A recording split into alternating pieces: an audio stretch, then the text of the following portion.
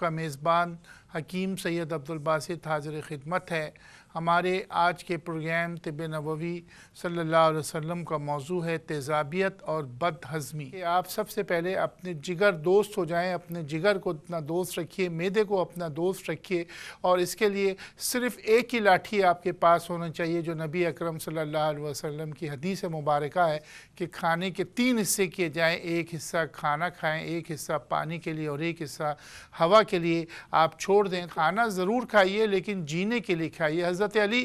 करमल्लाहु वजहू फरमाते थे, आपका फरमान था कि जो शख्स ज़्यादा खाता है और जो शख्स ज़्यादा सोता है वो बड़ा आदमी नहीं बन सकता। कि जब आपका पेट जो है सही रहेगा, जब आप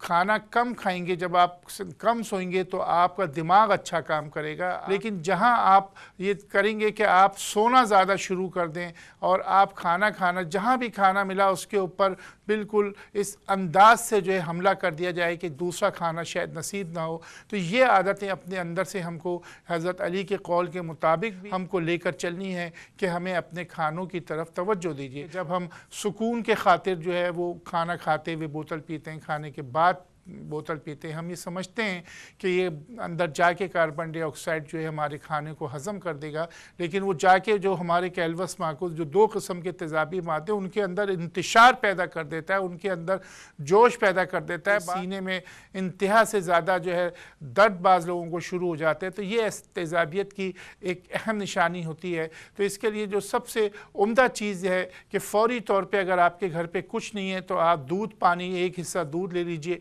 और 3 हिस्से जो है पानी करके, और फिर आप इसको जो है उसमें मामूली सा आधी चुटकी नमक डाल के आप 1 गिलास में वो आप पी लें तो ये फ़ौरी तौर पे सबसाइड हो जाती है, बैलेंस हो जाती है। लेकिन वक्ती इलाज है। तेज़ाबियत के लिए जो सबसे उम्दा इलाज है वो ये है कि वॉकिंग ज़्यादा से ज़्यादा की जाए अपने खानों में, और अपने जो पीने वाली चीज़ें उसके अंदर जौ का पानी, जौ का दलिया और जौ की सत्तू जो है उसका अगर इजाफ़ा किया जाए, इसीलिए उसको बेहतर करने के लिए मुलट्ठी बड़ी उम्दा चीज़ है कि असलुलसूस जिसे हम मुलट्ठी कहते हैं, ये अब तेज़ाबियत की बेहतरीन दवा।